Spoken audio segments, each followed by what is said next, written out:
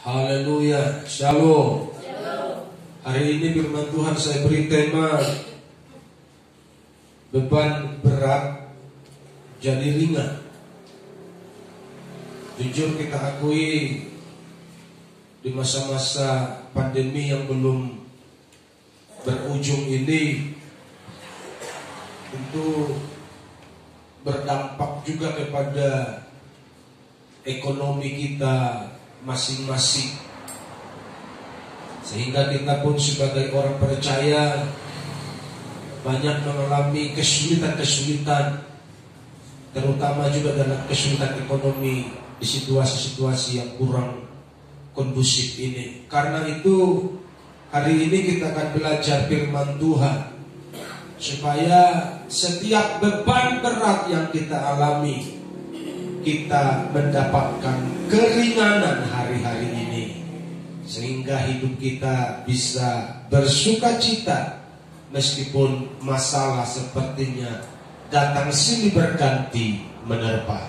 Firman Tuhan dari Matius pasalnya yang ke-11 ayatnya yang ke-28 sampai ayatnya yang ke-30 saya baca buat saudara. Matius 11 ayat 28. Marilah kepadaku semua yang letih lesu dan berbeban berat, aku akan memberi kelegaan kepadamu. Pikulah kuk yang kupasang dan belajarlah kepadaku, karena aku lemah lembut dan rendah hati, dan jiwamu akan mendapat ketenangan. Sebab kuk yang kupasang itu enak dan bebanku pun ringan. Puji Tuhan.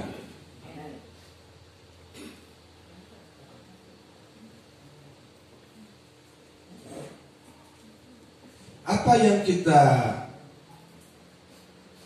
dapat dan apa yang saya mau bagikan kepada umat Tuhan sesuai dengan perikop dan khotbah, tema khotbah hari ini, supaya beban kita menjadi ringan. Yang pertama yang perlu kita lakukan, datanglah. Datang ini pun harus datangnya kepada alamat yang jelas. Karena banyak di dunia ini yang menawarkan, sepertinya memberi pertolongan, tapi ujungnya membuat kehancuran. Datang samaku, bebanmu selesai, kata sebagian orang yang merasa dirinya sakti. Tetapi Yesus, dia tidak pernah menawarkan janji gombal. Dia selalu menawarkan kebenaran dan kepastian kepada siapapun yang mau datang kepadanya. Dia tidak berjanji dan sekedar janji muluk-muluk, tapi apa yang dijanjikannya pasti digenapi bagi saudara yang datang dengan bersungguh hati kepada Tuhan. Marilah kepadaku, kata Yesus. Ini yang perlu kita tangkap secara benar hari ini. Ada banyak orang berpikir datang kepada Tuhan itu cukup datang ke gereja, selesai. Tetapi fakta membuktikan banyak orang yang datang ke gereja datang dengan beban berat, pulang dengan stres. Betul apa salah? Ada banyak orang datang ke gereja, dia bukan mendapatkan solusi, dia bukan mendapatkan jalan keluar, tapi malah otaknya semakin mumet, sehingga dia berpikir begini, ke gereja pun tidak dapat jawaban, udah kedukun lah. Kenapa seperti itu? Tentu ada beberapa faktor, dan saya bukan mau bahas faktor-faktor tertentu. Yang pasti, kalau saudara datang ke gereja ini, di sini ada solusi yang Tuhan berikan buat saudara. Di tempat lain saya nggak tahu. Makanya datangnya harus jelas. Datang kepada Yesus, jangan kepada yang lain. Yang kedua, datangnya pun harus jelas. Pastikan engkau ketika datang jangan pernah pulang sebelum engkau mendapat kelegaan. Itu harus dipastikan. Haleluya. Jadi bagaimana supaya jiwamu mendapat kelegaan? Makanya memuji Tuhannya dari hatimu yang sungguh. Haleluya. Bersekutu dengan Bapa dalam ibadah. Buka hatimu sungguh-sungguh. Berikan hatimu sungguh-sungguh kepada Tuhan. Sehingga dikala engkau dalam persekutuan dalam ibadah tersebut, engkau berjumpa dengan Tuhan, dipastikan jiwamu tenang. Dipastikan engkau lega kalau engkau berjumpa dengan Tuhan. Tapi kalau engkau berjumpa dengan manusia, berjumpa dengan sesama, berjumpa dengan pendeta, dan engkau berjumpa dengan Tuhan, engkau pulang tambah bulat otakmu, tambah stres engkau. Ini yang perlu disadari oleh gereja Tuhan. Bahwa datang kepadaku, kata Yesus, engkau harus mengalami Tuhan. Karena hanya dengan mengalami Tuhan saja jiwamu mendapat kelegaan. Bukan bergereja, bukan beragama. Itu tidak menjamin jiwamu mendapat kelegaan. Yang menjamin jiwamu mendapat kelegaan, engkau harus bertemu Tuhan. Orang Tuhan bilang, datanglah kepadaku, marilah kepadaku. Artinya apa?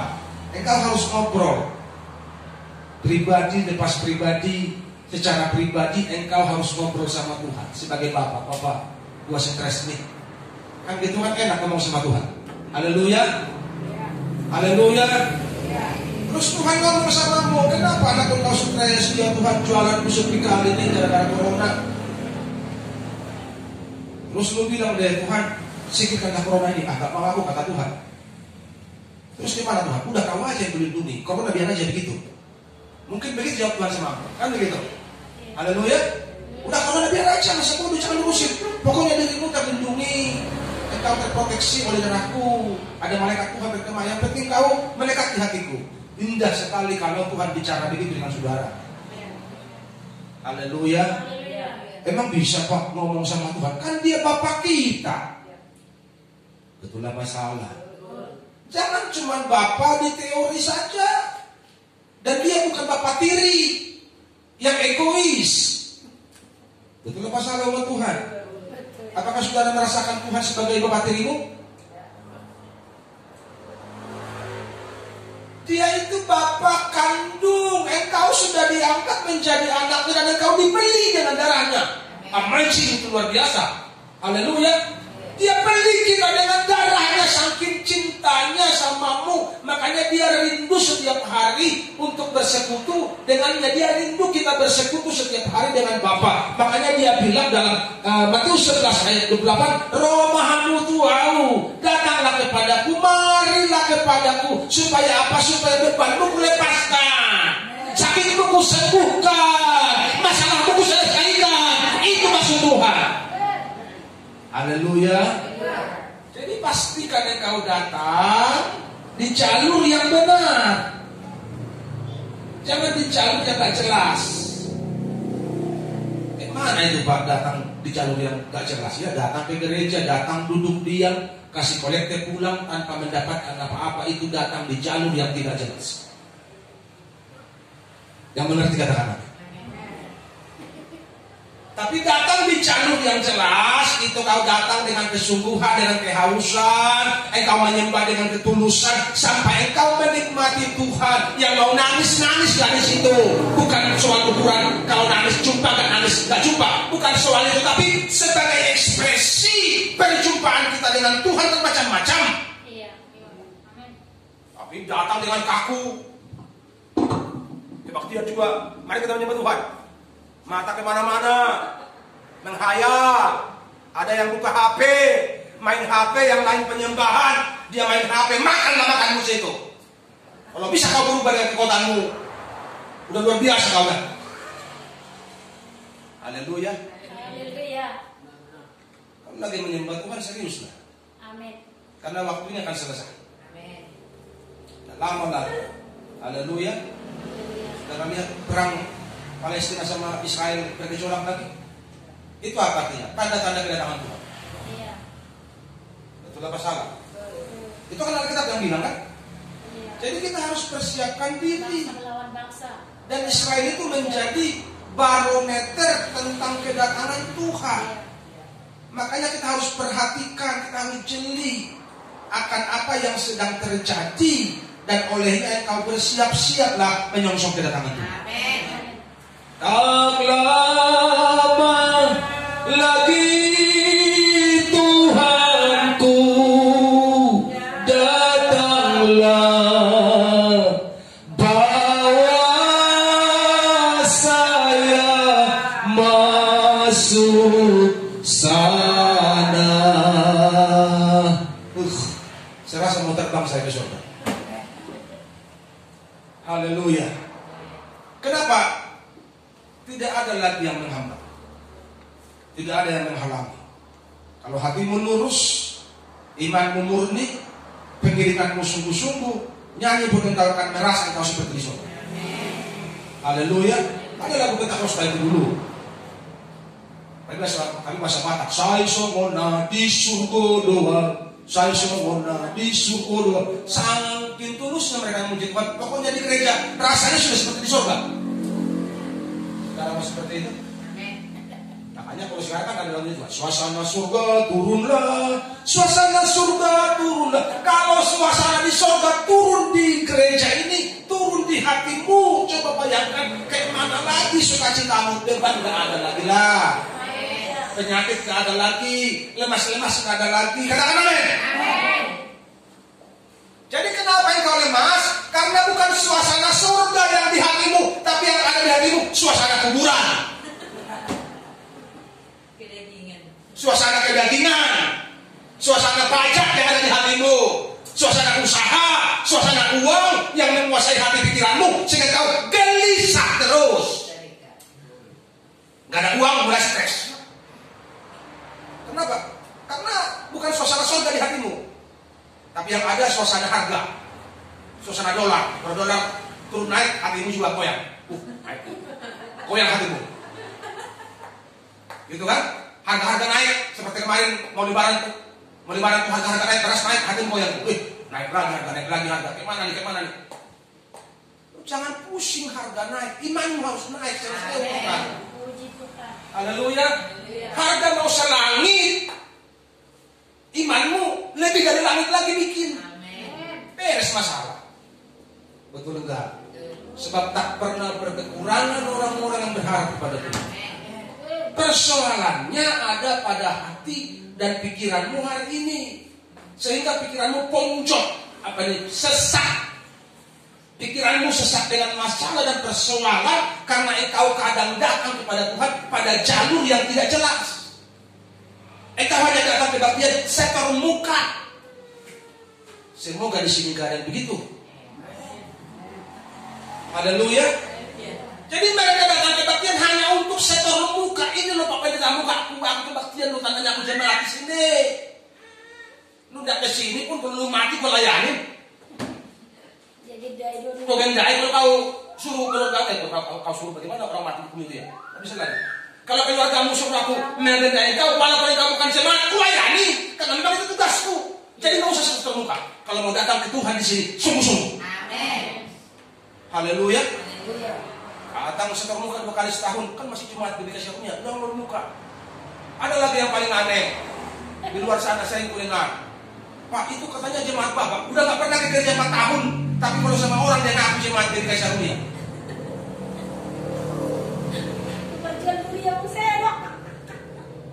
Ngaku mereka jemaat dikasih karunia, tapi gak pernah nongol mukanya udah ada 4 tahun, 5 tahun di sini. Gak tahu kenapa, entah karena cinta atau karena supaya orang tahu dia Kristen, nggak ngerti aku, dia dalam dengan Tuhan. Haleluya. Bukan soal statusnya yang perlu jemaat Tuhan. Haleluya. Kembali kembali sama saudara, nggak jemaat di sini pun. Kalau minta pelayanan, tetap saya layani karena saya punya hati hamba. Tetapi soal engkau berjumpa dengan Tuhan, itu nomor 1. Makanya jalurmu dengan Tuhan harus jelas. Jangan jalur yang abu-abu, datang ke gereja cuma setor muka. Pertanda kau jemaat, kau datang duduk diam pulang tanpa mendapatkan apa-apa. Ya bebanmu makin berat. Tapi kalau engkau datang tiap minggu ke kebaktian, engkau berjumpa Tuhan, hatimu pres, otakmu pres, engkau akan bisa bersuka cita walaupun masalahmu sedulu. Haleluya. Engkau bisa tersenyum walaupun tekanan himpitan hidup datang bertubi-tubi. Kenapa? Karena jiwamu fresh. Kenapa fresh? Karena berjumpa dengan Tuhan. Ini orang Kristen jumpanya sama hantu, bukan sama Tuhan, karena lebih suka ke kuburan daripada ke gereja. Yang pernah begitu katakan amin. Puji Tuhan kalau nggak ada yang bilang amin. Lebih suka orang Kristen lebih suka ke kuburan daripada ke gereja. Lebih senang merenovasi kuburan daripada merenovasi gereja. Kalau merenovasi kuburan sampai ngutang pun dipala-palain. Tapi kalau sama Tuhan, berat kali. Gimana Tuhan memberi kelegaan sama orang-orang macam ini? Betul apa salah? Haleluya. Jadi jangan datang dengan beban, pulang dengan beban. Engkau akan tetap tersesat sepanjang hidup. Jadi pastikan engkau datang berjumpa Tuhan, engkau pulang mendapatkan kelegaan. Amin. Ketika aku berbeban berat, ku datang kepada Yesus. Dia bebaskanku dan lepaskanku. Katakan amin. Jadi dia bebaskan, dia lepaskan. Kalau engkau datang dengan sungguh-sungguh. Amin. Haleluya. Datangnya seperti apa Pak? Gayanya perempuan yang 12 tahun pendarahan itu loh. Walaupun dia sudah kehabisan tenaga karena 12 tahun pendarahan, belum lagi banyak orang berdesak-desakan, tentu dia akan mengalami kesulitan untuk berjumpa dengan Tuhan. Tapi di hatinya, asal ku jamah saja jumpahnya, aku akan sembuh. Tentu dengan segala upaya dan kemampuannya, dia berusaha dan dia menjamah Tuhan dan dia disembuhkan. Dengan Tuhan pun engkau harus berusaha berjumpa sama Dia. Haleluya. Ketika kamu mulai menyembah, otakmu dipajak thinking. Haleluya. Ketika kamu mulai menyembah, otakmu lari, dan konsen itu patahkan itu. Karena itu siasat iblis membuat engkau tidak konsentrasi hingga engkau tidak mengalami Tuhan. Jadi bukan hanya sekedar dulu kebaktian ibadah, bahkan di kerja-kerja tertentu lagi di Tuhan keluar. Lu menikmati apa? Makanya selalu bukan ke gereja. Enggak apa yang dicari, kesalahan pendeta yang dicari, bikin somasi. Karena bukan jumpa Tuhan, ke manusia. Haleluya. Nah kuat-kuat paling jago, bertuhan kami bertuhan macam apa? Kelakuanmu yang menunjukkan kabar Tuhan apa tidak? Haleluya. Ada Palestina sama Israel yang perang Indonesia yang kepanasan. Sampai ada di Bengkulu anak sekolah dipecat gara-gara dia unggah video di Facebook. Apa urusannya pecat orang? Yang perang Palestina bukan nenek lu yang berperang. Kalau nenek lu sama nenek orang lain berperang mungkin lu tersinggung. Ada yang gue di perang ini, kan begitu. Orang Palestina yang perang pun udah merasa. Makanya otak itu lurus kalau bertuhan. Haleluya. Lurus bertuhan supaya mengambil keputusan itu tidak salah. Bangga kita dengan agama kita tapi perbuatan kita nol. Bangga dengan Tuhan dan buktikan Tuhan hidup di dalam hidupmu. Itu baru bertuhan yang benar. Haleluya. Yang kedua, jiwamu akan mendapat ketenangan. Karena aku lemah lembut dan rendah hati, kata Tuhan Yesus. Dan jiwamu akan mendapat ketenangan. Jadi ketenangan ini tak bisa dibeli dengan uang. Tapi Pak orang itu kulihat tenang-tenangnya. Memang uang bisa memberi sedikit ketenangan. Tapi begitu uangnya habis, masalah timbul lagi, dia stres lagi.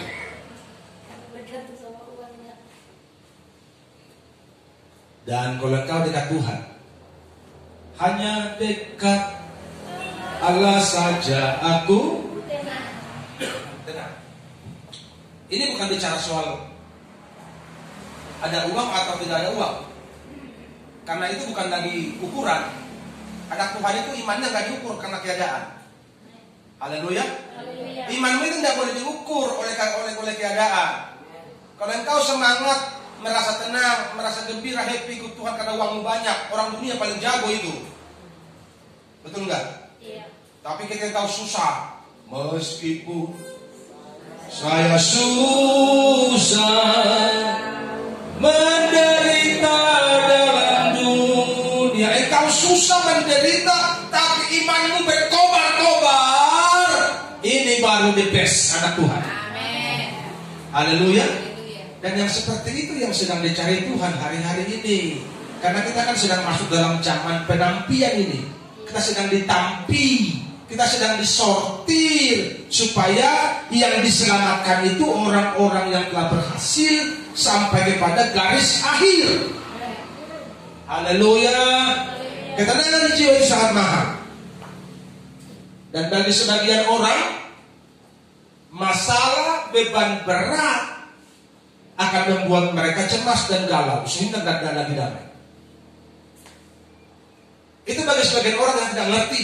Ketika ada masalah, kayak mana mau damai Pak? Masalahku banyak. Kan begitu kan? Kayak mana mau tenang Pak? Anakku ribut, menantuku berantem, hancur keluarganya begini. Kayak mana mau tenang? Akan ada bahasa-bahasa seperti itu. Kenapa? Karena ketenangan mereka diukur oleh keadaan. Kedamaian mereka diukur oleh keadaan. Saya mau kasih tahu sama saudara, keadaan di luar tidak bisa mencuri ketenanganmu kalau engkau tetap dekat dengan Tuhan. Kalau aku cari damai, hanya ku dapat dalam Yesus. Kalau aku cari ketenangan, hanya ku temui di dalam Yesus. Katakan amin. Luar biasa. Kalau betul-betul hubunganmu connect, damailah hatimu senantiasa. Haleluya. Dan orang yang damai ini dia akan damai dengan semua orang. Kalau dia sudah damai dengan Tuhan, dia akan damai dengan semua orang. Memang Alkitab bilang berusahalah damai dengan semua orang. Emang kalau berusaha damai dengan semua orang kalau hatimu aja panas? Betul apa salah? Kemana mau berdamai hatimu aja gundah gulana? Disinggung aja kau dikit meledakku. Namanya udah panas hatinya. Betul apa salah? Iya kan? Seperti yang terjadi di Palestina yang ribut. Lu kesinggung, lu panas kenapa? Memang hatimu panas.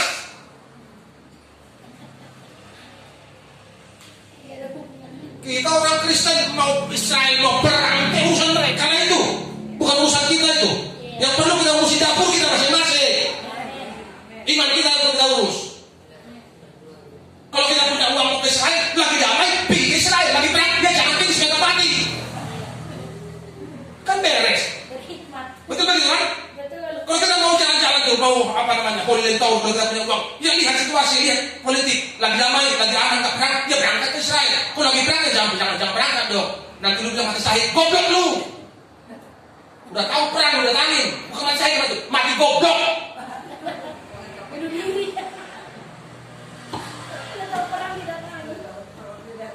Haleluya. Mari kita cerdas secara spiritual, karena firman itu membuat kita cerdas. Haleluya. Jadi ketenangan dan kedamaian itu tidak bisa direbut mertua itu. Aku mau curi dulu ketenangan menantuku, gak bisa. Kalau hatimu dengan Tuhan pas. Haleluya. Gak bisa datang tetanggamu mau curi dulu damai sejahteranya tetangga itu, gak bisa, itu gak bisa dicuri. Itu permanen di sini kalau kau sungguh-sungguh dengan Tuhan. Hanya ketika hubunganmu dengan Tuhan bermasalah, maka damai sejahtera pun bermasalah. Haleluya. Kalau hubunganmu dengan Tuhan gak baik, ketenanganmu akan terusik, jiwamu akan terusik, engkau akan gampang darah tinggi, kau akan dapat panas darah. Kenapa? Karena hubunganmu dengan Tuhan terganggu. Makanya jangan izinkan apapun menghalangi hubunganmu dengan Tuhan. Supaya damai sejahteramu seperti sungai yang tidak pernah kering. Tapi kalau kau jika masalah bisa kering damaimu. Kalau sudah pengen cari ribut lah, cari berantem lah. Jadi apa yang perlu kita buat menjaga ketenangan jiwa kita? Yang pertama, 1 Korintus 10:13. Masalah-masalah yang kau alami adalah pencobaan yang kau alami adalah pencobaan biasa, yang tidak melampaui akal, yang tidak melampaui kekuatan manusia. Jadi masalah yang kita alami ini biasa. Jadi jangan bilang-bilang Pak berat kali, biasa. Coba katakan bersama, biasa. Biasa. Tapi Tuhan itu luar biasa. Amin. Jadi jangan pernah bilang masalahku berat kali, enggak berat itu. Yang kau berat-beratkan ya masalah. Itulah masalah. Haleluya. Yang kau berat-beratkannya masalahmu, kau tambah-tambahin, kau bumbu-bumbuhin, tambah beratlah masalahmu. Pak Pendeta, suamiku mah begini, dari dulu udah begitu dia. Betul masalah. Sekarang kau tambah-tambahin bumbunya, dari dulu udah begitu dia, salahmu kenapa kau pilih dia? Haleluya. Coba bilang tiap pagi, Tuhan Yesus terima kasih buat suamiku. Meskipun dia aneh-aneh, aku tetap terima dan ucapan syukur. Karena dia juga buatan tanganmu. Karena dia buatan tanganmu. Aku terima dia dengan segala kejelekannya. Amin. Senang hatiku, betul nggak? Haleluya. Haleluya. Kenapa kita galau? Karena kita besar-besarkan masalah kita. Suamimu ngomong yang sedikit menyinggung, kau simpan-simpan sampai kau tua. Tambah kurus kau. Betul apa salah? Coba kalau suamimu ngomong negatif, jelek kali kau. Tuhan biar aku bilang jelek, bagi Tuhan kan aku cantik. Terhiburlah hatimu. Nah, ada ciptaan Tuhan yang jelek itu kan. Ingat, hanya engkau dengan Tuhan yang bisa menghibur hatimu, orang lain tidak bisa. Ini kau simpan-simpan ucapan suamimu, tahun depan timbanganmu kurang 10 kilo, padahal makanmu tambah terus. Bingung kan? Makan kuat kali, timbangan gak tambah-tambah. Aku mah bingung, timbangan berat-berat, makanku banyak karena hatimu gak beres. Kau simpan dendam sama lakimu, bodohmu sendiri. Haleluya. Makanya kalau belum menikah buka mata lebar-lebar. Kalau sudah menikah ya tutup mata aja lah. Pokoknya mau buta dia, mau cantik, mau ganteng, ku terima apa adanya. Puji Tuhan. Haleluya, amin. Senang hatimu beres. Susah kali kau hidup. Haleluya. Kalau orang dunia bilang apa? Ridho, ikhlas gitu kata orang dunia. Masa lu gak bisa orang percaya bilang begitu? Kenapa? Karena ketenangan jiwa ini sumber masalah. Kalau hatimu gak tenang, semua orang akan salah di depan matamu. Haleluya. Yang bengkok akan kau lihat lurus, yang lurus akan kau bilang bengkok. Hatimu bermasalah kok. Tapi kalau hatimu lurus, hatimu benar, yang bengkok pun orang lain berkata baik, bagus lihat. Karena kau lihat dari positifnya. Tapi kalau hatimu gak beres, orang semua kau bilang jelek, orang semua kau bilang rusak, orang semua kau bilang penipu, orang semua kau bilang penjahat. Satunya laki-laki ngecewain kau bilang semua laki sama, ya sama laki-laki semua. Mana laki-laki? Kan betul begitu kan? Karena kecewa. Buat aku, laki-laki semua sama semua laki-laki kecuali banci agak beda. Sampai kali kalau bacaan cemat ini Pak. Jadi tahu kalian ibu, laki-laki semua sama kecuali banci beda sih. Soal kelakuan masing-masing. Soal karakter tabiat masing-masingnya berbeda, terdidik di keluarga yang berbeda. Tapi pada dasarnya laki-laki semua sama, perempuan juga semua sama. Iya, perempuan. Anak ibunya.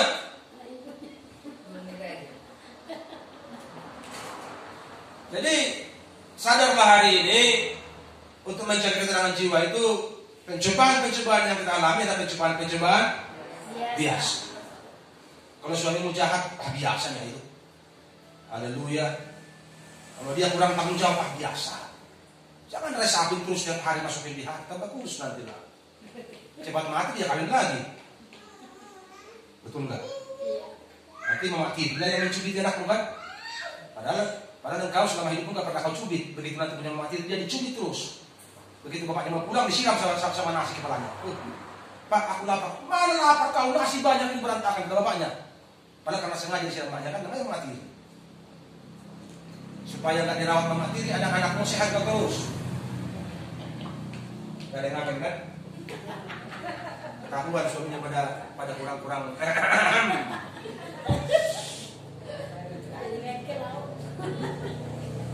Haleluya. Apapun yang terjadi dalam hidupku ini, tak pernah kuragukan kasih-Mu Tuhan. Katakan amin. Jadi kalau ngerti gini, enak hidup kita. Kita jumpa orang-orang yang kurang baik, puji Tuhan. Kita jumpa keluarga yang kurang baik, puji Tuhan. Tetap tersenyum. Kenapa? Karena sukacita kita penuh dari Tuhan. Pola pikir kita juga harus sinkron dengan firman. Pencobaan ini biasa. Tapi kurasanya berat kali karena saya kurang dekat Tuhan. Itu kuncinya. Kalau engkau rasa berat kali masalahmu karena engkau kurang dekat Tuhan. Berat kebeban hidupmu, kan begitu. Akan terasa berat kalau engkau jauh dari Tuhan. Tapi kalau engkau dekat sama Tuhan, ringan semua. Amin. Ayat terakhir di ayat 30 itu, dan bebanku pun ringan. Kan begitu kan? Iya. Dan bebanku pun ringan. Sebab kuk yang kupasang itu apa? Enak. Haleluya. Setelah makan enak, artinya tabohian juga masalah. Dinikmati. Kalau kita menikmati dengan cara yang benar. Amin. Tapi kalau nggak benar cara menikmati, kita pilih ini Pak Pendeta salah nih. Kayak mana mau enak banyak masalah? Tuhan yang bilang, jemaat Tuhan, bukan saya. Amin. Kalau Tuhan yang bilang, saudara hanya percaya. Kalau engkau percaya, engkau akan diberkati.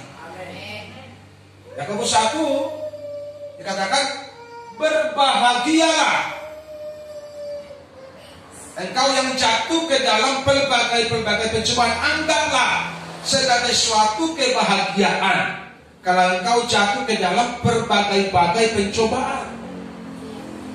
Jadi artinya, kalau kita mengerti firman secara benar, pikiran kita connect dengan kebenaran, connect dengan Tuhan, masalah yang datang itu kita akan nikmati sebagai suatu kebahagiaan. Kenapa? Karena masalah itu gak berhenti di situ, ada endingnya.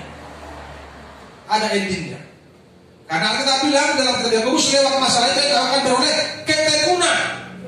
Dan lewat ketekunan itu kita akan mendapatkan apa? Kesempurnaan. Jadi imanmu tidak pernah sempurna kalau engkau tidak digodok oleh masalah. Katakan amin. Itu dalam Yakobus 1 ayat 4. Supaya engkau sempurna, dibuatlah masalahmu banyak. Justru kalau engkau tidak bermasalah, engkau perlu tanya, Tuhan, aku ini masih anak Tuhan atau anak setan? Karena engkau sudah tidak ada masalah. Haleluya. Karena anak Tuhan itu dia selalu diproses, dibentuk supaya naik tingkat, tambah dewasa, sampai akhirnya engkau sempurna. Kalau sudah sempurna, siaplah berjumpa dengan Tuhan. Haleluya. Ini kita enggak. Karena kita salah persepsi, salah pandang, kita menjadikan masalah sebagai momok, dan tiap hari kita perang dengan masalah. Tiap hari kita recok dengan masalah. Tiap hari kita ribut dengan masalah. Padahal masalah itu diizinkan Tuhan untuk membuat engkau semakin bertekun. Tapi karena kau salah kaprah, kau jadikan masalah musuh. Hari ini jadikan masalah itu mitra. Jadikan masalah itu sahabatmu. Artinya nikmatilah, karena masalah ini membuat aku sempurna. Masalah ini membuat aku semakin rendah hati. Yang sombong dididik lewat masalah supaya rendah hati. Kayak saya. Haleluya. Dari sombongnya selangit, sekarang tinggal sedikit lagi. Karena masalah terus ditekan terus. Kita mau ego, ditekan terus sama Tuhan. Lewat apa? Lewat masalah, lewat pencobaan. Saya akan membuat kita semakin rendah hati. Makanya Tuhan bilang, belajarlah padaku karena aku lemah lembut dan rendah hati. Jadi kalau Bapak kita Yesus lemah lembut dan rendah hati, Dia pun mau kita yang mengikutinya lemah lembut dan rendah hati. Nah, sombong-sombong. Haleluya. Jadi jiwaku akan mendapat ketenangan. Makanya tiap hari serius dalam persekutuanmu dengan Tuhan, sehingga ketenangan itu terpelihara. Suasana hatimu ini tetap baik. Haleluya. Hingga hubunganmu dengan Tuhan terus baik. Jadi kau dengar kabar buruk pun engkau tidak jantungan. Haleluya. Karena sekarang kan seperti itu, kedengaran sini sana, banyak kabar menggemparkan. Tiba-tiba kita telepon, halo Eda, famili kita yang di Tikaras sudah mati. Jantungan. Oh Eda, yang di Tigadolok udah mati, jantungan. Jangan karena saya bilang Tikaras, saudara berpikir aja. Itu hanya sekedar nama tempat saja kan. Contoh. Saudara kita yang di Saridolok udah mati, jantungan. Itu namanya di akhir zaman ini kita mendengar kabar-kabar yang tiba-tiba tidak enak. Memang begitu sekarang. Iya. Masanya. Begitu waktunya. Jadi kalau hatimu tenang terjaga, kau dengar begitu, puji Tuhan. Kau dengar kabar buruk, puji Tuhan. Seperti Ayub bilang, Tuhan yang memberi, Tuhan yang mengambil. Terpujilah nama Tuhan. Enak kalau bicara begitu kan? Ini dengar kabar buruk, nangis 6 hari. Laku makan, bisa tidur, ya tambah mati lagi besok. Tambah lagi yang mati. Orang tidak makan, tidak tidur, itulah masalah.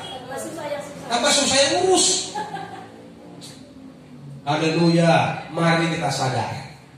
Amin. Intinya adalah masalah dan beban berat itu mendatangkan kebaikan buat kita. Jadi masalah itu mendatangkan kebaikan supaya kita tambah cinta Tuhan, tambah semangat, tambah sungguh-sungguh, dan akhirnya kita didewasakan dan kita menuju kesempurnaan untuk menjadi serupa dengan Tuhan. Amin.